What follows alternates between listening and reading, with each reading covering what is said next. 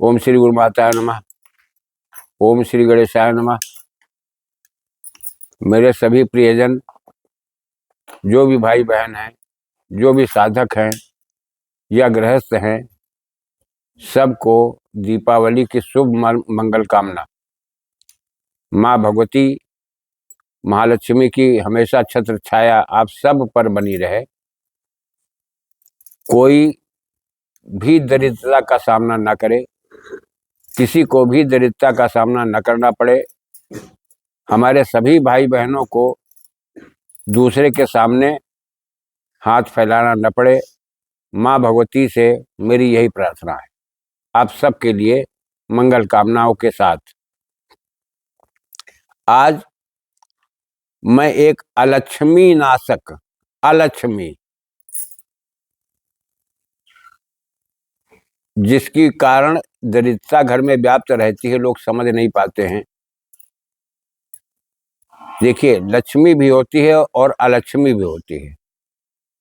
रहस्य केवल इतना ही है कि जिसके द्वारा तुम्हारा कार्य संपादित हो जाए, जिस धन के द्वारा वो लक्ष्मी कही गई है, और ऐसी लक्ष्मी आ जाए कि तुम्हारा सब कुछ समेट के चली जाए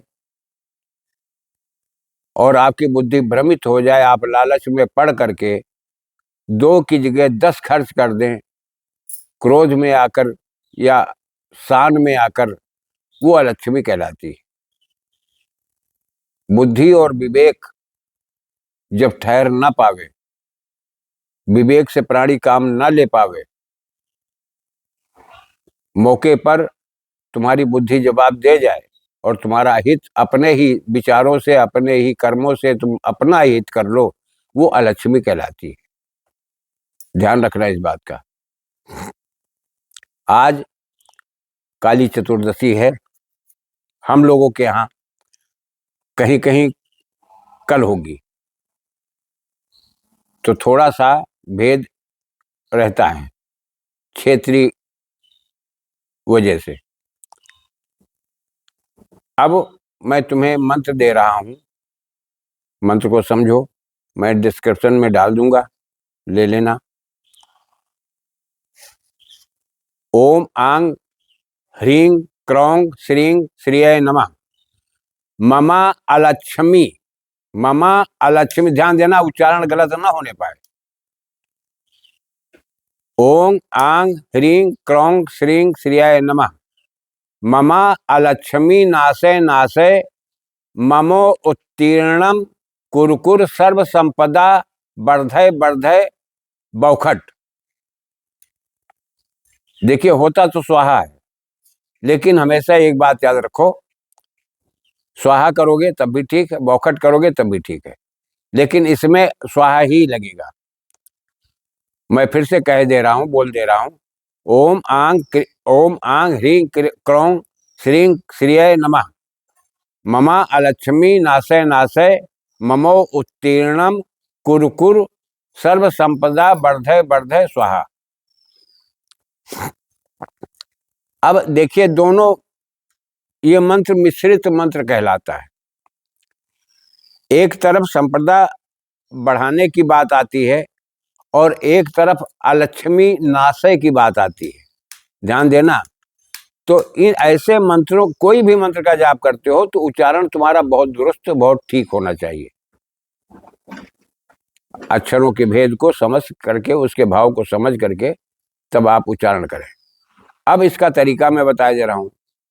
जो लोग इसका आज से प्रयोग कर सकते हैं तो विशेष अच्छा है। आज संध्या बेला से इसका प्रयोग होता है। अब इसमें करना क्या पड़ता है, एक चंदन का टुकड़ा,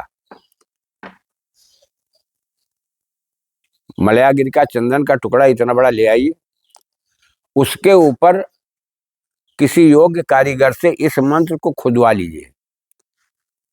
खुदवाने के बाद में आप उसकी जड़ ले आवें और बेल का पंचांग, बिल्लू का पंचांग उसको कहते हैं जैसे जड़ भी हो, तना भी हो, पत्ती भी हो, डाल भी हो, फल भी हो, फूल भी हो, ये मतलब 5 चीजें होती हैं, और कुछ की जड़। इसको कूट करके सिंदूर मिला करके चूरन बना लो। जो तुमने मंत्र को खुदवा रखा है चंदन के टुकड़े पर, तो खुदे हुए मंत्र को इसमें जरा से घी मिला करके और उसको भर लो,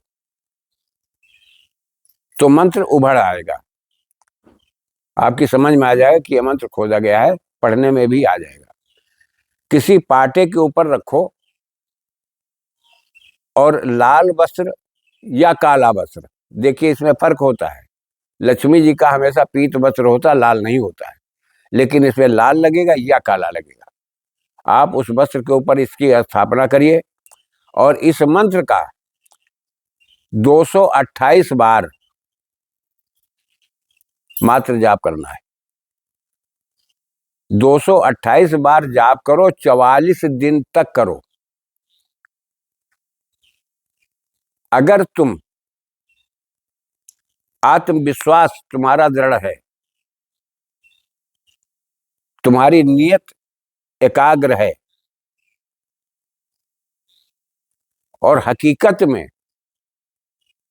तुम सभी संकटों से निकलना चाहते हो, तो फिर यह प्रयोग आपके लिए। इस चीज का ध्यान देना। समय बार बार नहीं आता है। आज काली 14 है। आज मैं इसको डाल रहा हूं, इसको ध्यान करके और धीरे धीरे देख लेना। 44 दिन तो बाद में पूरे होते हैं, ये केवल प्रायोगिक क्रिया है। इसको करो, लाभ उठाओ। 44 दिन बाद में पूरे होंगे, लेकिन लाभ आपको पहले ही मिलना शुरू हो जाता है। अब आप कितना कर्तव्यनिष्ठ हो, अपने कर्म के प्रति कितना जागरूक हो, अपनी पूजा पाठ पद्धति के प्रति आप कितना सजग हो, ये तुम्हारे ऊपर निर्भर करता है।